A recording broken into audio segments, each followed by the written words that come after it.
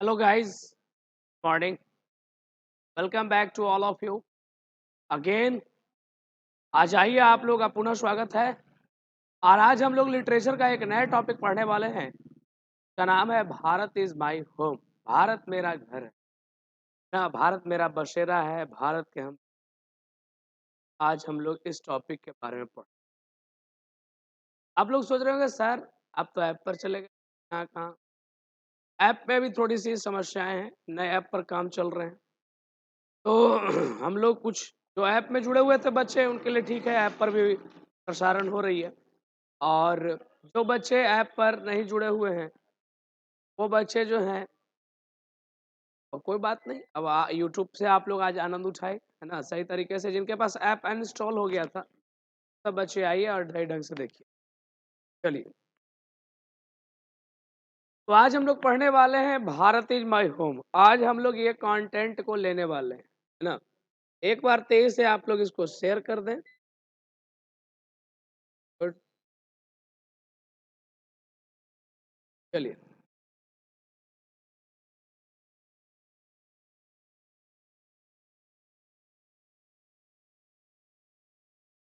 तो आज हम लोग चैप्टर पढ़ने वाले हैं, वो प्रोज का सेकंड नंबर का चैप्टर है। ये सेकंड नंबर का चैप्टर आपके लिए मोस्ट इंपॉर्टेंट चैप्टर माना जाता है, एग्जाम में समरी पूछने की दृष्टि को और प्लस जानकारी रखने की दृष्टि। तो आज आप लोगों का दूसरा चैप्टर भी है, प्लस दो चैप्टर आप लोगों का प्रोज में मैंने पढ़ा भी दिया, बाकी सारे प्रोज अभी बाकी। तो हम लोग एक एक करके बढ़िया से डील करके देखेंगे और जानते हुए चलेंगे। ध्यान दीजिएगा। स्टार्ट करते हैं। हम लोग सबसे पहले देखा किया जाए, Bharat is my home. Bharat मेरा घर है। आज इसी का मूलभूत कॉन्सेप्ट हम लोगों को जान। इस लेसन के माध्यम से डॉक्टर जाकिर हुसैन ने क्या बताना वो चाह रहे हैं, क्या अपने लोगों से वो गुजारिश कर रहे हैं, क्या यहाँ की जितने भी जनता हैं वो उनके बातों को किस सापेक्ष में लेकर चल रहे हैं। तो आइए, सारे लोग काफी मोटिवेटेड तरीका से इन तमाम चीजों को देखें और इसको दुरुस्त करते हुए हम लोग चलेंगे ना। चलिए आइए, एक एक बार, है ना, ध्यान देते हैं। भारत इज माई होम प्रस्तुत है।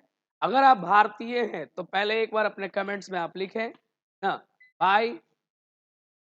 जल्दी से जो बुझाता है वो लिखिए। जय हिंद, आप सभी लोग लिखिए तेईस से।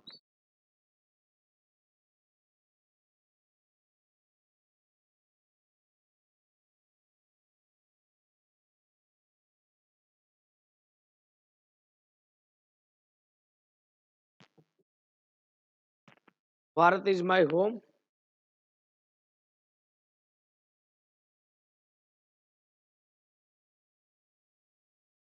जय हिंद सर, बहुत बढ़िया। तो आइए लेसन को आरंभ किया जाए।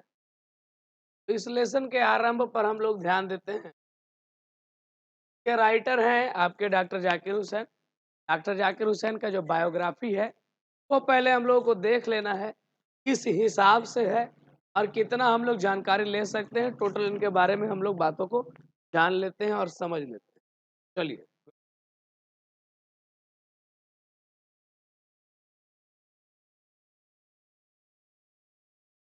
आइए, इनके बारे में पहले हम लोग डिटेल देखते हैं सही तरीके से। हाँ, तो उसके बारे में हम लोग सोचते समझते हुए चलें।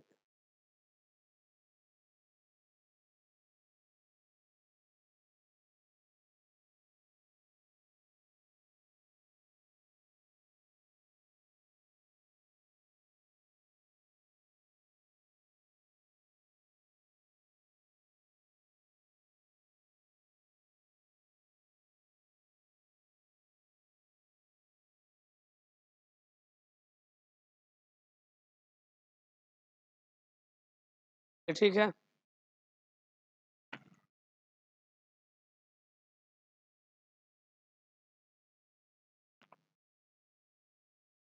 चलो भाई, सबसे पहले इनके बारे में थोड़ा जानते हैं डिटेल, है ना, इनका बायोग्राफी। डॉक्टर जाकिर हुसैन का जन्म जो है वो है 18 97 है ना, यानी कि 1897 को 3 मई को हुआ है ना जाने। कहा जाता है कि ये हमारे भारत के तीसरे प्रेसिडेंट बने फ्रॉम 13 मई 1967, यानी कि 1967 में 13 मई को, until his death on the 3 मई 1969, जब तक 3 मई 1969 को इनकी मृत्यु ना हो गई।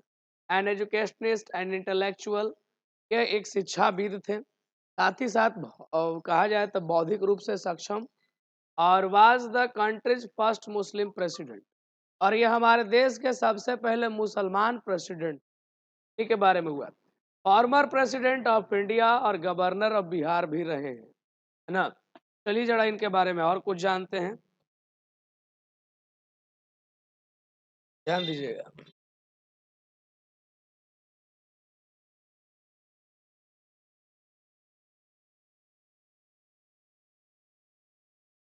इनका जन्म 8 फरवरी 1897 को हैदराबाद में हुआ है, और इनके मृत्यु 3 मई 1969 को न्यू दिल्ली में हुआ है। पढ़ाई लिखाई जामिया जामिया मिलिया इस्लामिया यूनिवर्सिटी ऑफ दिल्ली में हुआ है ना।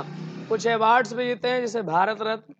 कुछ किताब है जैसे flower of song, sun science for अम्मा, इस तरह से कुछ बातें लिखी।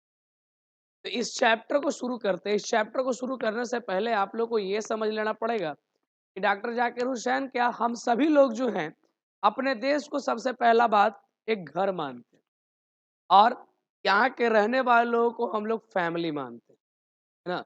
किसी चीज को हम लोगों को देखना है कि वाकई ऐसा है या नहीं है। ये डॉक्टर जाकिर हुसैन अपने बातों से, स्पीच से जो आप लोगों के सामने रखने का प्रयास कर रहे हैं, वाकई वो चीज हमसे कितना रिलेट कर पाता है, हम कितने इनके लेसन से जुड़ पाते हैं, आज इसी के बारे में हम लोगों को खूब बढ़िया से एकदम इतना ढंग से देखना है कि ये स्पीच वाकई लगे कोई और नहीं, हम खुद डॉक्टर जाकिर हुसैन के मुंह से सुन रहे हैं।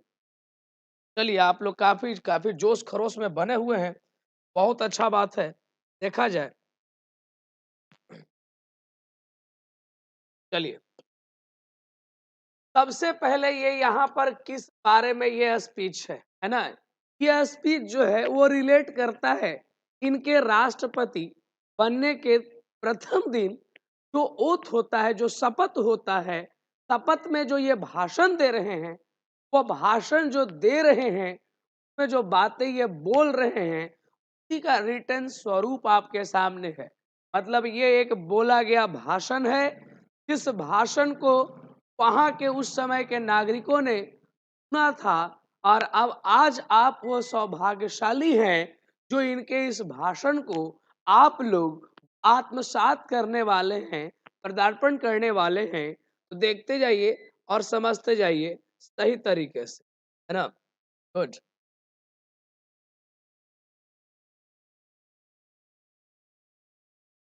देखा जाए, सेशन पूरा डिस्कस ही होगा, है ना, तभी वीडियो, तभी आपका मैं क्लास खत्म होगा, है ना। क्लास कब खत्म होगा वो छोड़ दीजिए, वो आपकी कोई उसमें नहीं होनी चाहिए। आपको जब मन करे तब आप जा सकते हैं, लेकिन साथ बने रहोगे तो फायदा रहेगा, क्योंकि वीडियो फिर रहेगा नहीं आपका। चलिए, देखा जाए, कहते हैं आई मस्ट कन्फेस दैट। यहाँ पे डॉक्टर जाकिर हुसैन जब स्पीच देने के लिए जा रहे हैं तो वो बोल रहे हैं आई मस्ट कन्फेस दैट, मैं इस बात को जरूर मानता हूँ, यानी यह बात को मैं अंगीकृत करता हूँ। आई एम ओवर ब्लेम्ड, मैं ओवर ब्लेम्ड हूँ, यानी मैं अभिभूत हूँ, है ना, by the trust my people, है ना। यहाँ के लोगों ने जो हम पर यकीन दिखाया है, मतलब मेरे लोगों ने हमको चुना, यानी हम पे यकीन दिया है, इसलिए राष्ट्रपति का पद पे हमको बैठाया, इसके लिए हम ओवर ब्लेम्ड, अभिभूत हैं, हमको आप लोगों का ऋणी है, आप लोग के इस काम को करने के लिए। कहते हैं he have placed in me by electing me the highest office in the land। इस पूरे भारत में सबसे बड़ा अगर कोई पद होता है तो राष्ट्रपति का पद होता है, और मुझे वो हाईएस्ट ऑफिस में, यानी उस ऊंचे कार्यालय में मुझे आपने एक पदाधिकारी के तौर पर मुझे सेवा करने का न्योता दिया है, सेवा करने के लिए मेरा चयन किया है। मैं बड़ा भागी हूँ कि आप लोगों का मुझे सेवा करने का अवसर मिल रहा है। मैं ओवर ब्लेम्ड हूँ जी, मैं अभिभूत हूँ आपके ऐसे उठाए गए कर्मों के कारण। कहते हैं लेखक,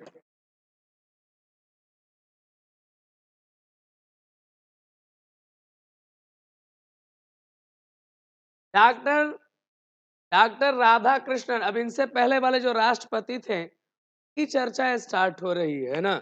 इसमें कहा जा रहा है ना।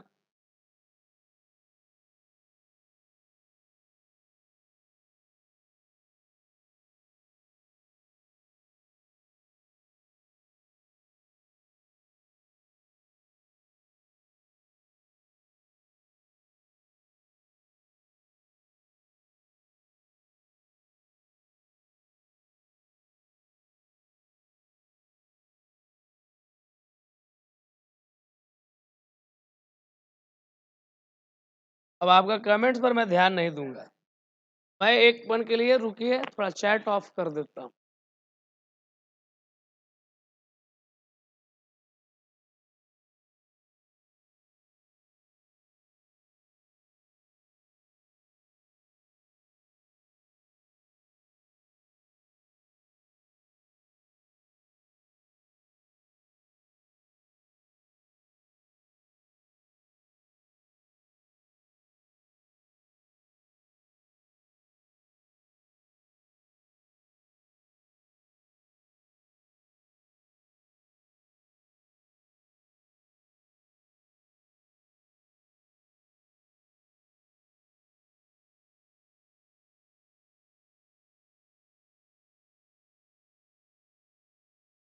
चलिए, कमेंट्स आपका ब्लॉक हो गया है।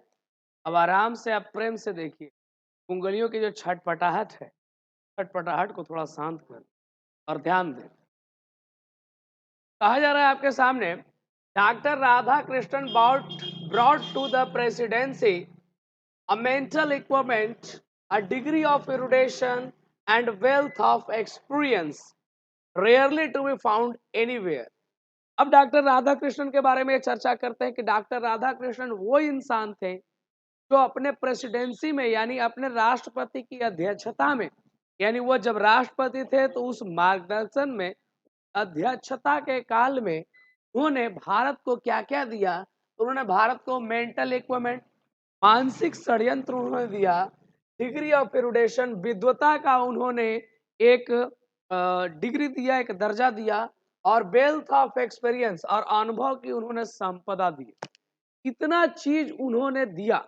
ये डॉक्टर जाकिर हुसैन कहते हैं कि माननीय हमारे जनता, मैं आपको बताना चाहता हूं कि मुझसे जो पूर्व राष्ट्रपति रहे जिनका नाम था डॉक्टर सर्वपल्ली राधाकृष्णन, उन्होंने क्या किया भाई, तो उन्होंने यही काम किया जहां तक हो सकता था।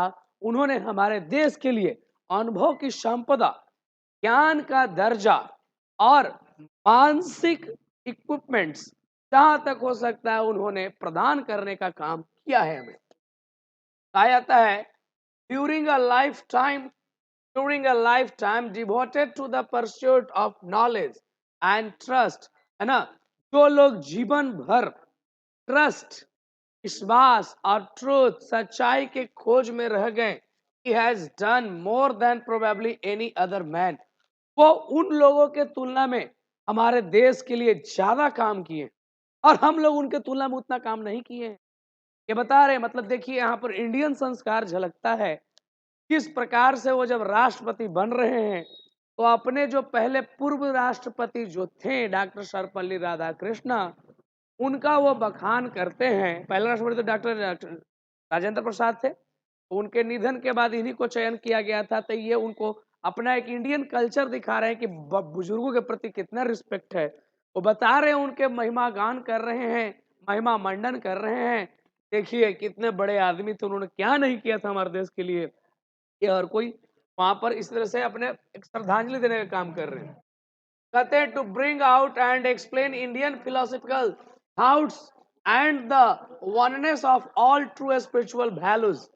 उन्होंने क्या नहीं किया था, पूरे दुनिया में फिलोसफिकल थॉट्स, भारत का जो दर्शन शास्त्र है, भारत किस लिए पूरे दुनिया में जाना जाता है, वो थॉट्स दिखाने के लिए, है ना। इन्होंने पूर्ण रूप से प्रयास किया, और इतना ही नहीं, इन्होंने ये भी काम किया, and that the oneness of all the spiritual values, और पूरा जितना भी आध्यात्मिक मूल्य बातें थी, उन सब को अखंडता में इन्होंने पिरोने का प्रयास किया था। यानी ये दिखाए थे पूरे दुनिया को भारत क्या है, और इन्होंने ये भी दिखाया कि भारत जो है वो कितना आगे बढ़ा है, और उसके आगे बढ़ने का श्रेय किसे गया, वो पूरी रूप से यह अपने पहले जो इनके पद पर बैठे हुए जो अधीनस्थ डॉक्टर सर्वपल्ली राधाकृष्णन थे, के नाम पर हम लोग 5 सितंबर एज द टीचर डे के रूप में सेलिब्रेट करते हैं।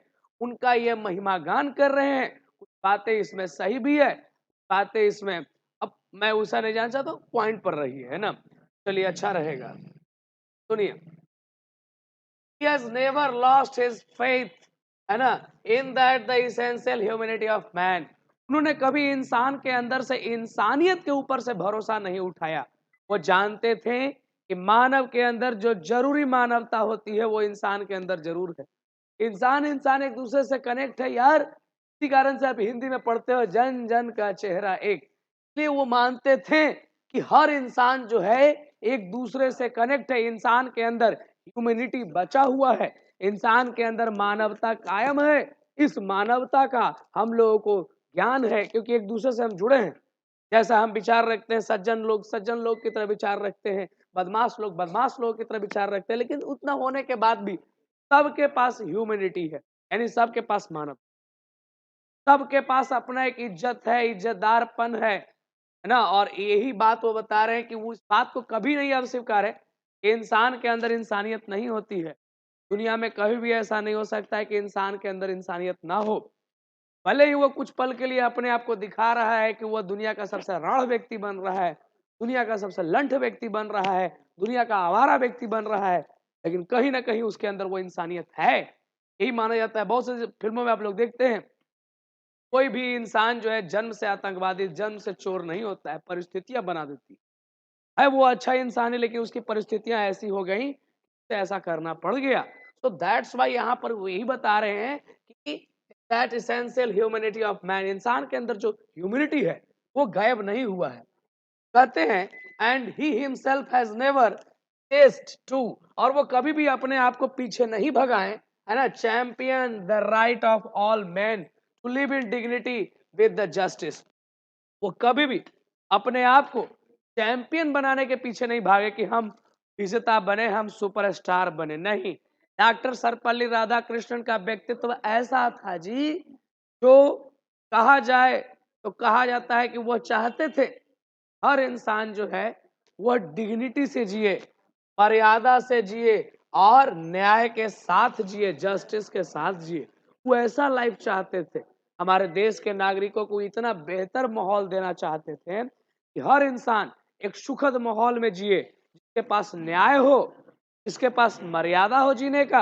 भेड़ बकरी कुत्तों की तरह जीवन न जिए, इंसान है, मानव की तरह उसको अपना जीवन स्पेंड करने का पूरा हक है। और वो हक को दिलाने के लिए मैं जहां तक हो सकता है अपने जनता का फुल सपोर्ट करूंगा, और अपने आप को उसमें झोंक दूंगा, अपने आप को पूरी तरह से नस्तानाबूद कर दूंगा इस काम को करने के लिए। कहते हैं I can only assure that, ये बताते हैं I can only assure that, इस बात को मैं मानता हूं, that I entered this office in a spiritual of prayerful humanity and total dedication.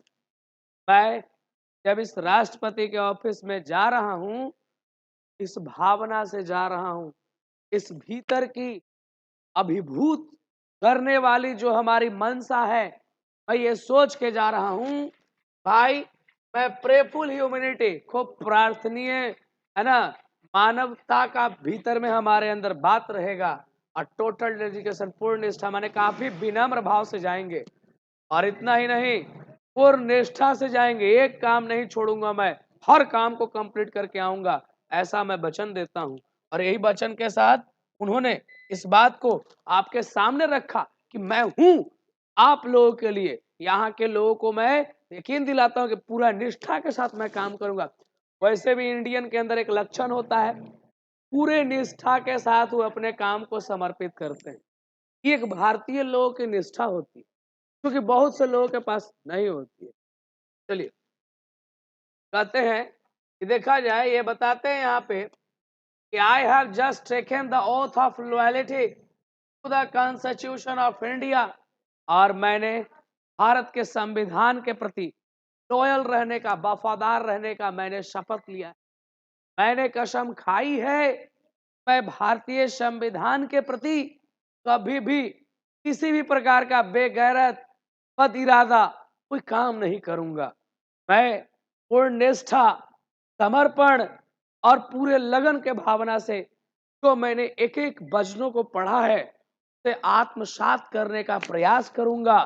Practically उन सारे चीजों को धरातल पर लाने का ये मेरा प्रयासरत कार्य होगा, और वही मैं कार्य को करूंगा। देखिए वो ये भी बताते हैं कि it is the constitution of comparatively new states, और ये एक ऐसा राष्ट्र है जो तुलनात्मक रूप से बड़ा ही नया राष्ट्र है। which its fresh citizens have, यहाँ के लोगों को ये छूट है for the first time in the history, और शायद ये दुनिया के इतिहास में, चाहे इतिहास में ही पहली बार ऐसा हो रहा है, गिवन टू देमसेल्फ, और उनको यह दिया गया है। यानी भारत में ये पहला बार ऐसा हुआ है कि भारतीय लोग स्वतंत्र हुए हैं। नहीं तो आज से पहले किसी राजा महाराजा के रियासत के अंतर्गत उन्हें चलना पड़ता था, या फिर उन्हें अंग्रेज, मुगलों, इनके द्वारा उनको शासित किया जाता था। ये पहला बार ऐसा समय आया है भारत में, यहाँ के लोगों को पूरी तरह से छूट है। वो किसी भी धर्म की उपासना कर सकते हैं, किसी का भी मत को, मजहब को अपना सकते हैं, किसी का भी आदर या किसी भी चीजों पर अपना मत प्रकट कर सकते हैं, कैसा भी शिक्षा वह प्राप्त कर सकते हैं। इतना सारा अधिकार दिया गया है उनको, और ये शायद इतिहास में पहली बार ऐसा हुआ है कि किसी भारतीयों को इस तरह से राइट्स दिया गया है। वरना देख लो, इतिहास उठा के, इस प्रकार का राइट्स आज तक किसी को भी नहीं दिया गया है। आपके राजा महाराजाओं ने आपको बंधुआ मजदूर बना के आपका शोषण किया, उसके बाद आ गए मुगल, उसके बाद कई आक्रांताएं आए जो कि भारत को बर्बाद करना चाहे। इतना ही नहीं, उसके बाद गोरे आ गए, है ना, अंग्रेज लोग आ गए, वो तो आप लोग कहीं का नहीं छोड़े, वो तो आप लोगों को एक तरह से कहा जाए तो बर्बाद करने का पूरा सिस्टम लेके आए थे। लेकिन धीरे धीरे जैसे ही भारत आजाद हुआ, आज आप लोग आजाद हो, अपने मन से जिस प्रकार का नौकरी करना चाहते हो ऐसा करते हो, जहां मन है वहां भारत में जाके बसते हो, किसी को एक पैसा आपको टैक्स नहीं देना है, कोई भी प्रकार का आपको कोई लाल, एक तरह से कहा जाए तो बखेड़ा नहीं है। हर प्रकार से आप लोग स्वतंत्र हैं, जीने के लिए मुक्त हैं। यही बात यहाँ पे समझा रहे हैं। देखा जाए, कहते हैं it is the young state of an ancient people, यह प्राचीन लोगों का एक युवा राष्ट्र है। स्टेट लिखा गया राज्य है, लेकिन राष्ट्र कहें, ये एक राष्ट्र। who through the long millennia and through the cooperation of diverse ethnic elements, यहाँ पे कहा जाए तो सहस्त्र लंबे, हजारों सालों से चलते आ रहे through the cooperation of diverse ethic elements, इसमें अनेक प्रकार के अवयव हैं जो आज से नहीं, कई सालों से लगातार एक साथ मिलके चल रहे हैं। आज आप देखो इंडिया में कई ऐसे भाग हैं जो अलग अलग प्रकार के हैं, उसमें रूप, रंग, मर्यादा सब अलग अलग हैं। आप यहाँ से चले जाओ कच्छ की तरह, गुजरात, वहाँ का वेशभूषा, वहाँ का पहनावा ओढ़ावा, वहाँ का बोली सब थोड़ा डिफरेंट आपको दिख। इतना ही नहीं, अगर आप लोग थोड़ा सा और आगे बढ़ोगे तो आप तमिल जाओ, वहाँ तो कुछ भी आपको अपने जैसा नहीं लगेगा, केवल लगेगा कि संस्कृति अपनी जैसी है, वेशभूषा, बातचीत, ये सारी चीजें हमसे थोड़ी डिफरेंट लगेगी। तो भारत है, हजारों सालों से इन तमाम अलग अलग चीजों को एक साथ मदद में लिए काम कर रहा है, और जारी है हम लोगों का। इसलिए लेखक जो है ना, वो इस भाषण में बड़ा खुश है, वो गौरवान्वित रूप से अपने फिलॉसफी को आपके सामने एक्सप्लेन कर रहे हैं। लेसन का फिलॉसफी समझना बेहद जरूरी है। लेसन का फिलॉसफी हमें समझना होगा। अगर लेसन का फिलॉसफी हम नहीं समझते हैं, लेसन फिर बेकार है हमारा। चलिए देखा जाए। कहते हैं have striven to realize timeless absolute values in their own peculiar ways। और इस बात को हम लोगों ने समय समय पर इस बात को हम लोगों ने इसके मूल्य को हम लोगों ने अंदाजा लगाया है। हम लोगों ने इस बात को देखा है, रियलाइज किया है कि इसकी क्या वैल्यू है। अलग अलग प्रकार की ही है लेकिन इसका बड़ा वैल्यू है अपने आप में। घर में हमारे देखिए 5 उंगलियां हैं, ये पांचों उंगलियां सेम साइज का नहीं है, बट शरीर जानता है इन सभी का कितना वैल्यू और कितना महत्व है। कोई कह दे कि हम तुमको से उंगली मांगना चाहते हैं, शरीर देने को आपको आ रहा। इसी तरह से देश में तो हर प्रकार के विभिन्न प्रकार के प्रांत हैं, विभिन्न प्रकार के प्रांत को मानने वाले संप्रदाय हैं। ये सब जो हैं पूरी तरह से है ना अलग थलग हैं के बाद भी ये भारतीय संस्कृति में समावेशित है और यही तो भारतीय सभ्यता की पहचान है। और ये बताते हैं कि I place myself to service of this values.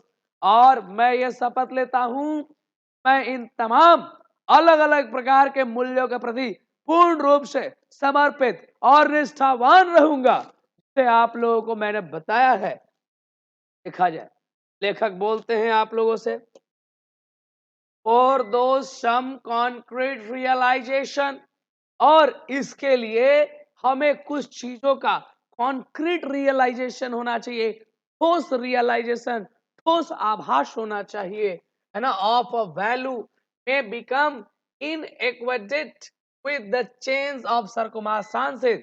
हमें ये देखना चाहिए कि ये तमाम ऐसे वैल्यूज हैं जो कि अलग अलग समय पर बदली हुई परिस्थितियों के अनुसार चली है। नहीं, यानी चेंज ऑफ सर्कमस्टांसेस, बदलती हुई परिस्थितियों में इनएक्वेडेंट अपर्याप्त रूप से चलते आ रही हैं, आज से नहीं कई सालों से। ये बताते हैं the value remains eternally valid and precious. इसका जो वैल्यू है, इसका जो मूल्य है ना, वैलिड वैध है और प्रेसियस है ना, यानी लगातार जो है यह बना हुआ है, प्रेस कर रहा है, दबाव दे रहा है for newer and fresher realization. और लगातार चीजों के ऊपर दबाव देता है कि नया हो जाए और तरोताजा हो जाए, ऐसी अनुभूति कराने के लिए हमें यह दिखाता है। इसे भारतीयों में एगो जीन्स एक ऐसा है ना, भारतीयों का जीन्स हमेशा दुनिया के बीच रहना है, दुनिया को फॉलो करना चाहता है। फॉलो करना तो चाहता ही है, साथ साथ लीडिंग भी करना चाहता है। सोच लो, तो पहले ये देखता है, पहले भारतीयों में देखो बहुत कौतूहल रहता है। कौतूहल क्या रहता है, जैसे किसी के पार्टी में गया तो उसका कपड़ा देखा, अब उसको लग रहा है कि कपड़ा मेरे पास भी रहता है। ये भारतीय लोग नकलची होते हैं बहुत ज्यादा, तो देखा ऐसा मन। अब उसके मन में हो गया कि दूसरों का ही खरीद देखते हैं, मैं पहले से ही ऐसा कुछ पहन के जाऊं कि मेरा ही लोग फॉलो करे वहां। भारतीयों के अंदर ही हमेशा से होता है कि उसको न्यूअर और फ्रेशर बनना पसंद है, उसको बहुत ज्यादा उसको लगता है कि वाह क्या बात। कहा जाए ये बताते हैं the past is not dead and static. हमारा भूत कभी मरता नहीं है, हमारा अतीत काल कभी भी नहीं मरता है ना। It's not dead and static, कभी स्थिर भी नहीं होता है। It is alive and dynamic, ये तो बल्कि जीवित रहता है और गतिशील है ना। एंड इज है ना involve in the determining the equality of our present. और ये हमारे वर्तमान में स्थित होता है, अपने पुरातात्म गुणों को लेकर समावेशित रहता है। कितनी बेहतर बात इसमें बता रहे हैं ना, हमारा भूतकाल कभी नहीं मरता है। कैसे मर सकता है? आज आप सोचते हो कि मेरा नर्सरी मर गया, मेरा केजी क्लास मर गया, 1 2 मर गया, अगर ये मर जाता ना, आज ये बैठ के लेक्चर्स का आप लोग जो शब्द और जो शब्दों से बड़ा जो वर्ण आप देख रहे हैं, लेटर से जो ग्रुपिंग बना वर्ड हो गया है ना, ये तमाम आप नहीं समझ पाते। दैट्स वाई है ना, because the past is static and past is just alive, it's just dynamic, it's not static. Static नहीं है बल्कि अभी तक जिंदा है, एकदम जिंदा है। बचपन के अगर दूसरा तीसरा साल अगर आपका मर जाए, आज आप नहीं पहचान पाओगे कौन मेरे फूफा हैं, कौन मेरे पापा हैं, कौन मेरे भाई है, कौन मेरे बहन है। तो ये एक वर्तमान का वो रास्ता बनाता है काल। भूतकाल कभी मरता नहीं है, हमेशा हम लोगों के अंदर जीवित रहता है। पास्ट इज प्रेजेंट, हमेशा प्रेजेंट। तब से आपका तो अनुभव होता है। अनुभव कैसे होता है? किसी भूतकाल के चीजों को आप दिमाग में रखते हो, नहीं हमको ऐसा नहीं करना, मैं यहाँ पर गड़बड़ कर दूंगा, नहीं मुझे ऐसा ही करना तो अच्छा होगा। ये सब अनुभव अनुभव होता है, ये इसी को अनुभव कहा जाता है भूतकाल। और ये भूतकाल की चीजें आपके वर्तमान में आपके जीवन को और भी अच्छा बनाने में मदद करती है। ये डॉक्टर जाकिर हुसैन बोलते हैं। देखा जाए the process of its constant, है ना, और the process of its constant renewal is, और इसका प्रोसेस जो है कांस्टेंट रिन्यूअल होने का, माने लगातार नवीनीकरण करने का, इंडीड वास्तव में the process of growth of national culture and national character, वास्तव में यह एक राष्ट्रीय कल्चर, राष्ट्रीय संस्कृति और नेशनल कैरेक्टर, राष्ट्रीय चरित्र के उत्थान का, है ना, मौका होता है। सोच लो, माने लगातार अगर देश में विकास हो रहा है, लगातार अगर देश जो है तरक्की कर रहा है, तो वो कहीं ना कहीं हम लोग अपने ही देश के, है ना, नैतिक गुण, नैतिक चरित्र, इसका हम लोग उत्थान कर रहे हैं बहुत तेजी से, भरपूर तरीके से, ना। चलिए ध्यान देते हैं। कहते हैं it is the business of education, और ये काम कौन करता है? तो ये काम शिक्षा करता है। लोग सोच रहे हैं शिक्षा का अधिकार अभी आया, शिक्षा का अधिकार अभी नहीं आया, ये तो कुछ बदमाश लोगों ने शिक्षा का अधिकार चौपट कर दिया।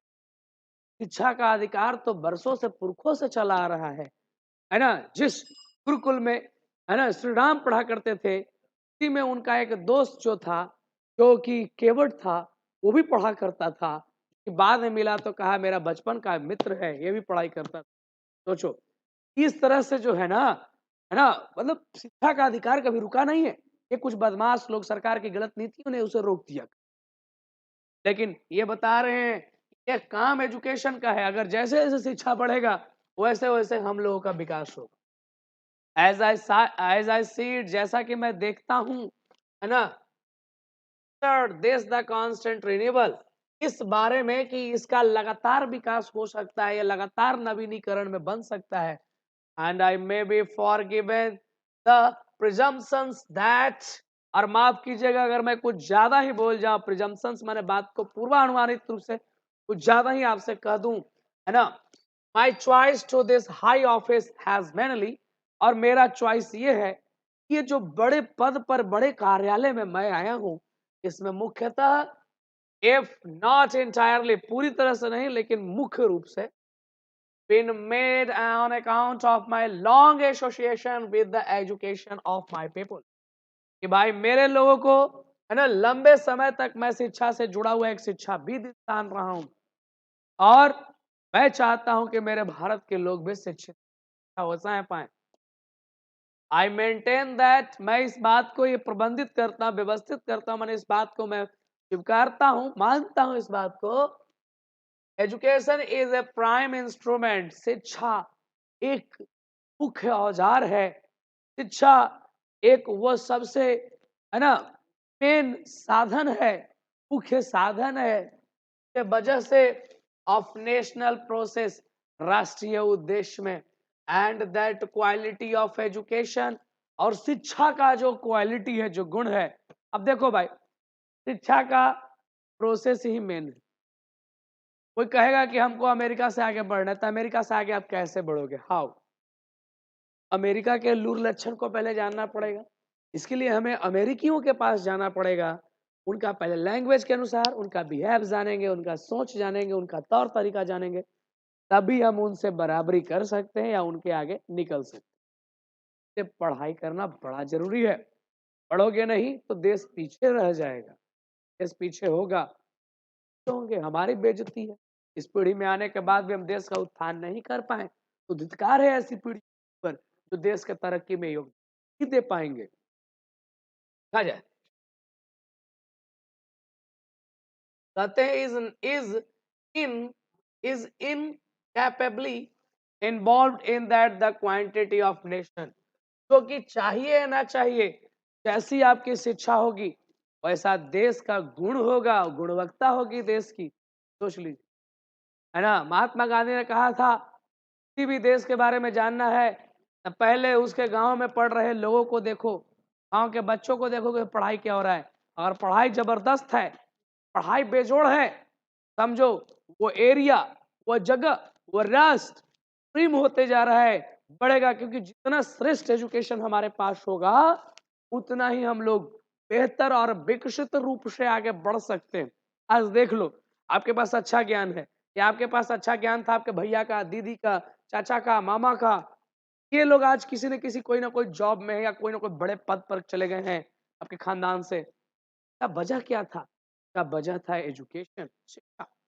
शिक्षा अगर हमारे पास आती है तो हम लोग केवल अपना ही विकास नहीं करते हैं, अपने जेवार का, अपने देहात का, अपने क्षेत्र का, अपने राष्ट्र का, अपने जिले का, बहुत सा चीजों का नाम रोशन कहते हैं। आई देयर फॉर प्लेस्ड, और इस बात का मैं शपथ लेता हूं, to loyalty of our past culture, मैं अपने प्राचीन संस्कृतियों के प्रति, अपने प्राचीन संस्कृतियों के प्रति पूर्ण निष्ठावान रहूंगा, पूर्ण वफादार रहूंगा। From where so ever it may have come and by whom so ever it may have been contributed, चाहे वो जहां कहीं से भी आया हो, चाहे वो जिस किसी के भी द्वारा चलाया गया हो, मैं हर किसी के प्रति पूर्ण वफादार और पूर्ण निष्ठावान रहूंगा। ये बात तय है। वो बताते हैं कि I placed myself to the service of the totality of to my country's culture, मैं शपथ लेता हूं कि मैं अपने देश के पूर्ण संस्कृति के प्रति पूर्ण वफादार रहूंगा, पूर्ण निष्ठावान रहूंगा। I place my loyalty to my country, मैं शपथ लेता हूं कि मैं अपने देश के प्रति काफी लॉयल रहूंगा, वफादार रहूंगा, निष्ठावान स्वामी भक्त रहूंगा। ये बताते हैं इरिस्पेक्टिव ऑफ रिलीजन और लैंग्वेज, चाहे वह अलग अलग रिलीजन हो, धर्म हो, या अलग अलग भाषा हो, I place myself to work for its strength, मैं शपथ लेता हूं मैं इसके मजबूती के लिए एंड प्रोसेस के लिए and and for the welfare of its people, और यहाँ के लोगों के कल्याण के लिए, विदाउट, है ना, distinction of caste, colour and creed, बिना किसी कास्ट, बिना किसी जात के, बिना किसी कलर के और बिना किसी क्रीड के, कोई भेद ना किए हुए, बगैर भेदभाव के मैं पूर्ण वफादार रहूंगा, पूर्ण निष्ठावान रहूंगा। हिंदू हो, मुस्लिम हो, सिख हो, जैन हो, क्रिश्चियन हो, पार्शियन हो, कोई भी संप्रदाय हो, गुजराती बोलने वाला हो, मराठी बोलने वाला हो, मगही बोलने वाला हो, भोजपुरी बोलने वाला हो, मैथिली बोलने वाला हो, हरियाणवी बोलने वाला हो, तमिल बोलने वाला हो, सबके प्रति मैं एक निष्ठा रखूंगा। वो गोरा हो या काला हो, श्यामला हो या फिर वो थोड़ा सा दुधिया गोरा हो, उससे कोई मतलब नहीं है। मैं पूर्ण जो निष्ठा के साथ उससे पूरा बता रहे हैं कि मैं शपथ ले रहा हूं, है ना, ईश्वर का शपथ ले रहा हूं। The whole of the Bharat is my home, पूरा भारत मेरा देश है। And its people are my family, और यहाँ के लोग मेरे परिवार हैं, यहाँ के लोग मेरे परिवार हैं। The people have chosen to make me, यहाँ के लोगों ने मुझे चुना है। The head of this family, इस परिवार का मुखिया। फॉर अ सर्टेन टाइम, एक निश्चित समय के लिए मुझे चूज किया है। कहता it shall be my earnest endeavor to seek to make this home strong and beautiful। ये बताते हैं कि यह मेरा अर्नेस्ट endeavor, यह मेरा बड़ा ही गहरा प्रयास रहेगा। ये मेरा एक तरह से कहा जाए ऐसा प्रयास रहेगा जिसके लिए मैं जन्मों हाथ लगा सकता हूँ। वो प्रयास रहेगा यही कि मैं इस देश को, मैं अपने इस घर को स्ट्रॉन्ग, मजबूत बनाऊं, सुंदर बनाऊं, अ वर्दी home for a great people engaged, एक ऐसा योग्य घर बनाऊं जहां पर ग्रेट पीपल, महान से महान लोग जो हैं इसमें अपना काम को करें। In the fascinating task of building up, काफी मनमोहक कार्य में इसको विकसित करें, बनाएं, है ना, जस्ट स्ट्रेसफुल लाइफ, और एक बढ़िया जीवन जीने के लिए निर्णय करें। मैं चाहूंगा ऐसा ही हो। जीवन को विकसित अगर करना है, मैं चाहूंगा कि मैं एक ऐसा राष्ट्र बनाऊं, ये राष्ट्र मेरा घर है, काफी सुंदर हो, काफी स्ट्रांग हो, यहाँ के लोग अब अपने मन चाहे कार्यों में लगे। आप लोगों के सामने एक बात कहा जाए तो भाई, अगर जो पेशा आपको पसंद है वो पेशा अगर आप चुनते हो तो जीवन में आपको नौकरी नहीं करना पड़ेगा। तो ऐसे कैसे सर, है ना? अरे भाई, आपको जो काम पसंद है वो काम जब करोगे तो लगेगा ही नहीं कि मैं कोई काम कर रहा हूं। और जब कोई काम ही नहीं आप कर रहे हैं, ये तो तय है आप नौकरी नहीं कर रहे हैं, आप पर्सनल काम कर रहे हैं। चीजों में यार कैसा नौकरी, तो अपना हो जाता है। देखा जाए, द फैमिली इज बिग, ये मेरा परिवार बड़ा बड़ा है जी, बहुत बड़ा है, भला पड़ा है। एंड इट्स कॉन्स्टेंटली ग्रोइंग, और ये लगातार बढ़ भी रहा है at a rather inconfidently fast pace, और ये ऐसा है तो लगातार इतना तेज बढ़ रहा है, इसकी रफ्तार पर कोई लगाम नहीं है और सामान्य रूप से बढ़ रहा है। कहते हैं be shall each one of us, हम लोग प्रत्येक में से एक have to participate unsparingly in the building its new life, हम लोगों को जहां तक हो सकता है इसके नए जीवन में हिस्सेदारी लेके अपने राष्ट्र को विकसित करने में पूरा ध्यान और पूरा लगन और पूरा कहा जाए पार्टिसिपेशन देना होगा, है ना। कहते हैं each in his on way, हर व्यक्ति को अपने तरीके से देना होगा। और सिर साइज, जहां तक बात है इसके विशाल आकृति की, the task ahead of us, हमारे सामने जो काम है, आर सो डिमांडिंग दैट, वो इस बात को लेकर डिमांड करती है, वो इस बात को लेकर हमसे कहती है।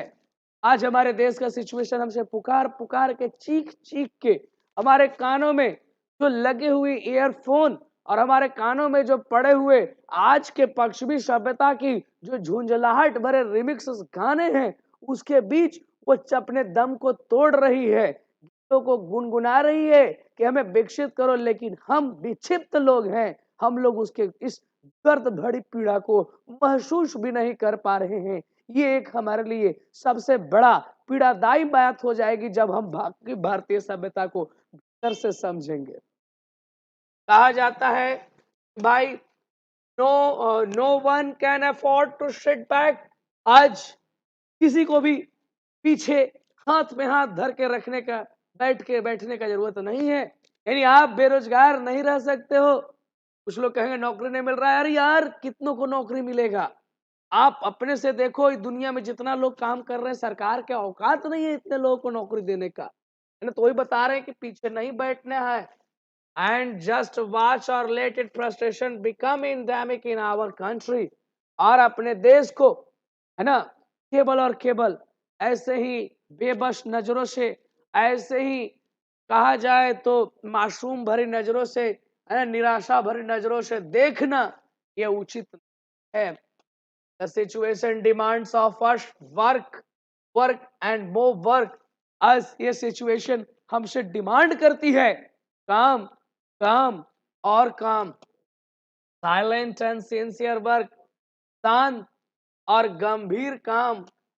सॉलिड एंड स्टडी रिकंस्ट्रक्शन, है ना, सॉलिड यानी ठोस और स्थिर, रिकंस्ट्रक्शन पुनर्निर्माण होने का, ऑफ द होल मटेरियल, पूरा के पूरा मटेरियल भौतिकवाद and cultural life of our people, यानी हमारे लोगों का जो भी आसपास डिमांड है, मशीन है, जो घर बाड़ी है, ये सब का डेवलपमेंट, और इसके साथ साथ कल्चरल लाइफ, सांस्कृतिक जीवन, ये भी पूरी तरह से सॉलिड और स्टडी स्थिर, ऐसा रिकंस्ट्रक्शन हमें चाहिए।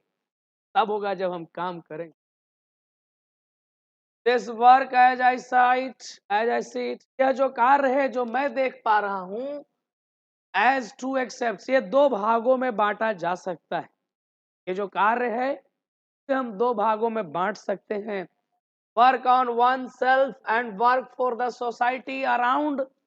एक खुद के लिए काम करना, एक दूसरा सामाजिक सामाजिक परिदृश्यों के लिए काम करना। एक व्यक्तिगत कार्य करना और दूसरा सामाजिक परिक्षेप में काम करना। दोनों कामों को हमें देखना होगा और समझना होगा। कहते हैं they are mutually fruitful aspects of work, और ये दोनों जो है पारस्परिक रूप से फलदायी होंगे, पारस्परिक रूप से फ्रूटफुल होंगे। ये दोनों कार्य अगर आपस में मिला दिया जाए तो इससे बेहतर कार्य कुछ हो ही नहीं सकता है जी। कहते हैं the work of oneself is to follow the urge. आप अगर खुद के लिए काम करते हैं तो वो आपके अर्ज यानी आपके इच्छा के अनुसार काम होता है ना, जिसमें टूवर्ड्स मोरल डेवलपमेंट, हमारा नैतिक चरित्र का उत्थान होता है। एज अ फ्री पर्सन, एक स्वतंत्र व्यक्ति, and under self imposed discipline, एक स्वतंत्र व्यक्ति प्लस खुद पे लगाया गया डिसिप्लिन, ये हमारे अंदर आता है। और आप खुद के लिए काम करोगे तो आपको डर नहीं होगा किसी का, आप खुद से डिसिप्लिन में रहोगे, मेंटेन रहोगे, इस तरह का नेचर होगा आपका। अगर आप खुद का दुकान है आपका तो आप नियमित समय से 10 मिनट पहले खोलोगे, है ना, और नियमित समय बंद होने के 10 मिनट 20 मिनट बाद जाओगे। सरकारी नौकरी की तरह नहीं कि 10 बजे टाइम है तो 11:30 में जा रहे हैं, है ना, और 5 बजे है तो 4 4:30 में या 3 बजे छुट्टी मार के निकल। तो ये नहीं होगा, इसलिए पर्सनल काम करोगे ना तो डिसिप्लिन भी रहता है और एक नैतिक चरित्र भी इसमें दिखता है हमारा। कहते हैं which alone can render that development possible, जो अकेले ही विकास को संभव बना देती है। its end product is a free and moral personality, और इसका जो अंतिम निर्माण होता है वो सबसे स्वतंत्र होता है और वो व्यक्तिगत का नैतिक निर्माण करता है। We can neglect the end product only at our peril, और हम लोग इस प्रकार के जो हमारे प्रोडक्ट, हमारा जो अंदर जो गुण विकसित होता है, इस चीज को हम लोग नेग्लेक्ट कर देते हैं तब जब हम लोग पूरी तरह से, है ना, आवर पेरल, जब हमारे सामने संकट आता है, यानी हमें जब बर्बाद होना है। अब जैसे मेरा दुकान अपना है, 10 बजे का टाइम है, मैं 12 12:30 तक भी जाके नहीं खोलता हूँ तो ग्राहक मेरा इंतजार थोड़ी करेगा जी, है ना, वो तो किसी और दुकान से अपने सामान को लेके अपनी इच्छाओं की आपूर्ति कर लेगा। सोच लीजिए, देखा जाए कहते हैं कि this end product can sustain itself without seeking and exercising itself to bring about the approximation of the society। इस इंड प्रोडक्ट को रोका जा सकता है, इसके बर्बादी को रोका जा सकता है, यानी आप तबाह होने से बच सकते हैं। और इसके लिए हमें अप्रोक्सीमेशन चाहिए, सन्निकटीकरण चाहिए, दो लोगों के बीच सम्मिश्रण चाहिए, और वो है ऑफ सोसाइटी। दूसरा हमारा सोसाइटी, समाज के लिए, to which it is the privilege serve a better, a juster and a more graceful way of life, जो कि हमारे जीवन को, है ना, जितना ज्यादा हो सकता है उतना ज्यादा बेहतर बनाएगा, जस्टर न्याय प्रिय बनाएगा, और ग्रेसफुल लाइफ जितना ज्यादा हो सकता है हम जीवन में अच्छे ढंग से जिएंगे। ये भी हमें कौन, जब हम समाज के बिल्कुल करीब होंगे, यानी मैं और समाज जब साथ में रहेंगे तभी हमारा विकास और हमारे देश का विकास एक तरह से शोभित ढंग से आगे की ओर बढ़ते जाएगा। देखा जाए the individual can not grow in full perfection, कोई भी आदमी अकेले परफेक्शन नहीं प्राप्त कर सकता, कोई भी इंसान अकेला पूर्ण नहीं बन सकता, है ना, without a corresponding advance of collective social existence, है ना, जब तक कि सामाजिक साथ ना हो, सामूहिक साथ ना हो, तब तक कोई भी इंसान विकसित नहीं कर सकता। अगर सामूहिक समन्वय या सामूहिक समुदाय का पूर्ण रूप व्यवहार विचार न बन पाए, एक दुकानदार भी है वो तब तक सफल नहीं होगा जब तक कि उसके सोसाइटी में रहने वाले लोग उसके यहाँ से सामान नहीं खरीदते हो। सामान तभी खरीदेंगे जब उसके सोसाइटी मैंने उसको उसको जरूरत पड़ेगा। अगर आप समाज में खुद के लिए भी विकास करना चाहते हो तो उसके लिए सबसे पहले आपको, है ना, समाज के बारे में सोचना होगा। आज आप कुछ लोग कहते हो कि फलना बड़ी पैसा कमा रहा है, बहुत ज्यादा ये कर लिया, बड़ी तरक्की कर लिया, तो वो कर कुछ नहीं रहा है, वो अपने लिए कोई काम नहीं कर रहा है, सोसाइटी के लिए ही वो कार्य कर रहा है ना। कोई बिल्डिंग को बनवा रहा है, कॉन्ट्रैक्ट ले चुका है, कोई अपना छड़ गिट्टी बालू ये का कॉन्ट्रैक्ट लेता है ना, कोई जो है घर में फर्नीचर लगाने का कॉन्ट्रैक्ट लेता है। भाई हम किसके लिए कर रहे हैं? घर बना रहा है, अपना तो नहीं बनाएगा, दूसरों को बनाएगा, इस समाज को लाभ होता है। तो जिस कार्य से समाज को लाभ होता है, समाज भी आपको लाभान्वित करती है। यही हमारा समझने का कंसेप्ट है। यही डॉक्टर जाकिर हुसैन ने अपने भाषण के माध्यम से आपके सामने बातों को रख खूब प्रयास किए हैं।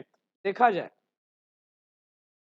ये बता रहे हैं आप लोगों के बीच, in this concepts of work individual and social, इस सापेक्ष में, यानी कि अगर इस तरह की बात है तो इस सापेक्ष में लेखक कहते हैं कि दो प्रकार के बात सामने आता है। कौन दो प्रकार के बात सामने आते हैं?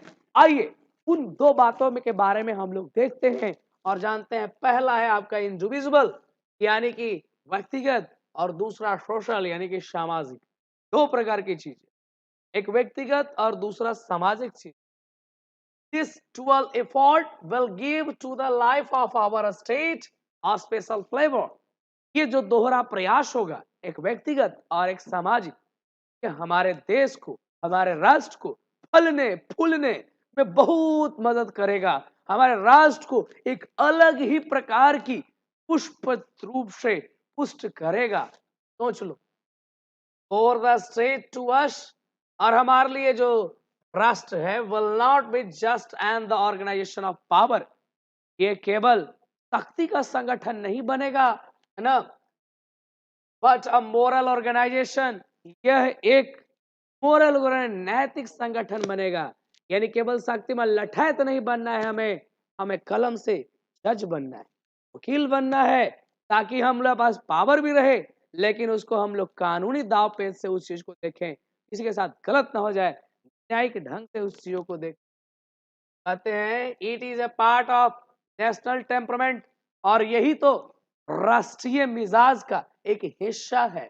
And inheritance from the great leader of our liberation movement, Mahatma Gandhi, और हमारे देश के स्वतंत्रता संग्राम के सबसे बड़े आंदोलनकारी, सबसे बड़े उभरते हुए नेता जो महात्मा गांधी थे, का इनहेरिटेंस, यही तो उनका कहना है, यही तो उनकी धरोहर है, यही तो उनकी बात की व्यक्तित्व खासियत है, जो हमें वो कह के गए, दे के गए, जमा पूंजी है।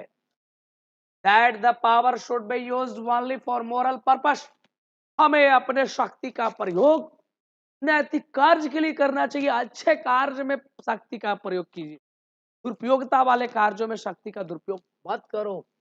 कहते हैं this peace of the strong is, है ना, और यह जो पीस, ये शांति जो है मिलेगी, ये इतना हम लोगों को स्ट्रॉन्ग इज, हम लोगों को, उन लोगों को शांति देगा। What we shall dedicate ourself to work for, जिनके लिए हम लोग काम कर रहे हैं, ये हमें बढ़ावा देगा। I said, I have full faith in my people, मुझे अपने लोगों पे, यानी मुझे तुम लोगों पे पूरा भरोसा है, यकीन है कि that they will bring fourth the energy, है ना, request for the satisfactory performance of this twelve task. और मुझे उम्मीद है कि इन दोनों कार्यों में आप लोग उस ऊर्जा के साथ लोगे जैसे मानो आपका नया जन्म हुआ है, पूर्व जन्म की योजना की तरफ, पूर्व जन्म की आप लोग जो हैं पूरे ऊर्जा के साथ आप लोग अपना काम भी करोगे और समाज में रहने का नाम भी करोगे। ये आप लोगों का पूर्ण उम्मीद ये जता रहे हैं डॉक्टर जाकिर हुसैन। अब बाकी आपके भीतर वो चीज है या नहीं है, ये सोचना आपकी कर्तव्यता है। कहा जा रहा है कि it shall be my privilege, ये तो मेरा सौभाग्य होगा, ये मेरा किस्मत होगा, है ना, to contribute my share to this enchanting enterprises, इस तरह के महर आकर्षक, इस तरह के देश के कार्यों को करने के लिए हमें जो है वह कितना भी काम करना पड़े, इतना भी मैं अपने योगदान देने के लिए पूर्ण लेकिन मैं अकेला नहीं दूंगा। तुम लोग खाली नेता चुन के नेता से काम करवाना चाहते हो, खुद नहीं करना चाहते हो, खुद घर में बैठोगे निराश फ्रस्ट्रेटेड होके, ऐसा नहीं चलेगा। आप भी काम कीजिए, क्योंकि देश के आप हिस्सा हैं।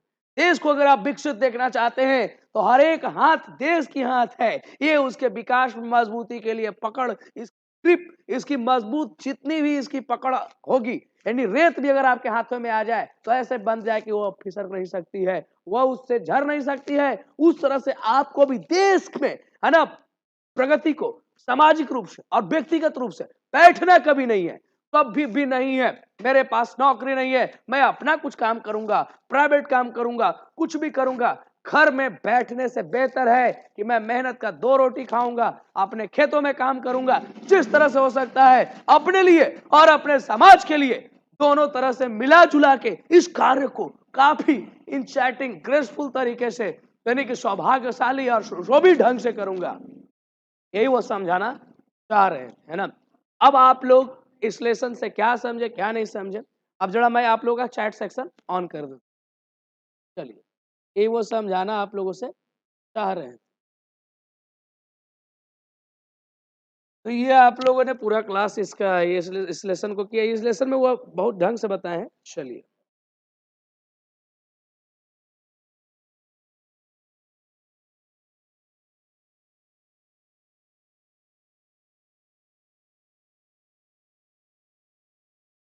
चलिए,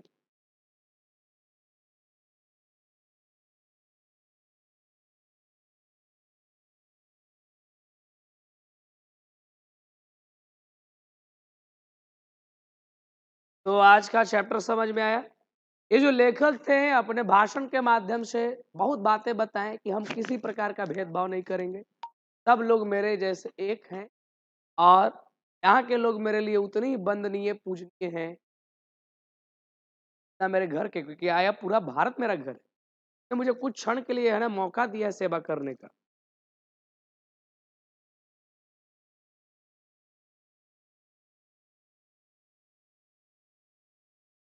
भाई आपको लाइन बाय लाइन मैं पढ़ा देता हूँ। ऑब्जेक्टिव क्या, ऑब्जेक्टिव के बाप मौसा सब क्लियर होगा।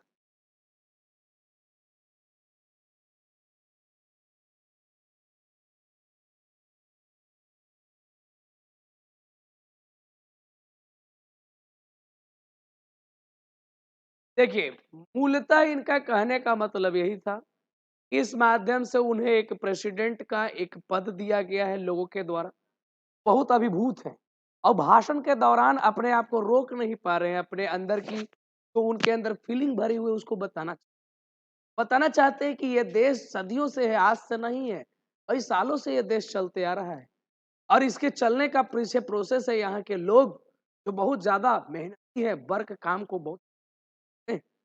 और मुझे भी मौका मिला है कि मुझे लोगों ने चुनकर कुछ क्षण के लिए मौका दिया है। मैं कहना चाहता हूं कि यहाँ के हर प्रकार के जाति, धर्म, मजहब, नस्ल के बिना भेदभाव का मैं हर किसी के प्रगति के लिए काम करूंगा, और ये काम इतना ढंग से होगा जिसमें सबसे पहला शिक्षा होना चाहिए। शिक्षा नहीं होगा तो काम खराब हो जाएगा। और इसमें मैं मानता हूं कि लोगों को पहले अपना विकास करना चाहिए। अपने विकास करने से लोगों के अंदर डिसिप्लिन बढ़ती है, और वो डिसिप्लिन जो है उसको आगे और बढ़ाती है। और वही बात है, वो बता रहे कि डिसिप्लिन के साथ साथ हमें सामाजिक परिवेश में भी रहना, कि हम दो तरह से काम करें, सोशल और पर्सनल, तो काम हमारा हो जाए। और यही बात वो महात्मा गांधी के थ्रू भी कहवाते हैं। और जब हम लोग साथ मिलकर ऐसा काम करेंगे, बैठेंगे नहीं, क्योंकि देश में बहुत काम चाहिए, देश में लेबर की भारी कमी है। हमें लग रहा है इतना जनसंख्या है, लेकिन लेबर कोई नहीं कर रहा है। वही कह रहे हैं कि यहाँ पर लेबर की बहुत आवश्यकता है, जिससे जीवन में, जिससे अगला जो है चीज सुधर सके।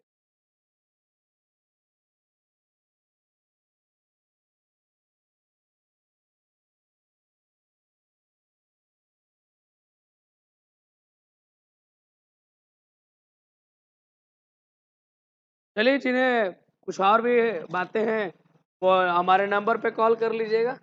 पर आप लोगों को तो पता ही होगा ना, आप लोगों को तो ऐसा नहीं कि नंबर नहीं जान मालूम है, सब लोगों को नंबर हमारा जानकारी होगा। 7277770288। अब ये आप लोगों को थोड़ा सा ऐप में वर्क अभी चल रहा है, हालांकि ऐप जो अभी तक रखे हुए हैं, अपडेट नहीं किए हैं या हटाए नहीं है, उनको तो ऐप में भी क्लास चल रही है, लेकिन बहुत से लोग जो नहीं कर पा रहे हैं उनके लिए प्रॉब्लम्स जारी है।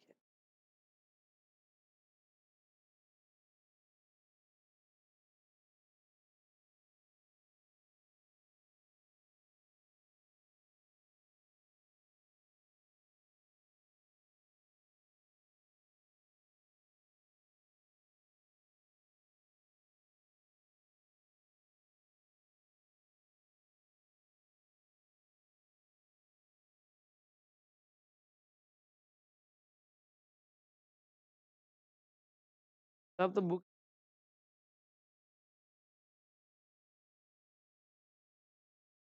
चलिए तो मिलते हैं थोड़ी देर में हिंदी के ऑब्जेक्टिव के क्लास से, है ना। हाँ, ऑब्जेक्टिव जो रह गया था ना, किसका शायद रह गया था, अधिनायक का रह गया था, एक उषा का रह गया था। हो सकता है ये दोनों ऑब्जेक्टिव आज हम देख लें। तैयार रहिए थोड़ी देर में, 10 मिनट के अंदर, है ना। चलिए, good bye, thank you. App 1-2 दिन में नहीं होगा तो आपके सुविधा के लिए मैं नया ऐप यूज कर दूंगा। आप टेंशन क्यों ले रहे हैं, आप टेंशन मत लीजिए। आप टेंशन लेते हैं, मैं टेंशन में आ जाता हूँ, मुझे नींद नहीं आने लगता है। इसलिए आप टेंशन न लीजिए। मैं हूँ नहीं यार, मैं कहाँ जा रहा हूँ, मैं हूँ आपको पढ़ाने के लिए पूरा रेडी हूँ। आप टेंशन काहे ले रहे हैं, किसी भी तरह से आपको पढ़ाऊंगा, आप टेंशन क्यों ले रहे हैं। टेंशन नहीं लेना है, हम टेंशन फ्री रहिए। एग्जाम का टाइम आ गया तो क्या मैं नहीं जानता हूँ इस बात को, मेरे को आप नया सूचना दे रहे हैं। Thank you. चलिए, हाँ एक कल करा देंगे, ठीक है, दोनों नहीं कराएंगे, ठीक है। ठीक है, धन्यवाद, धन्यवाद।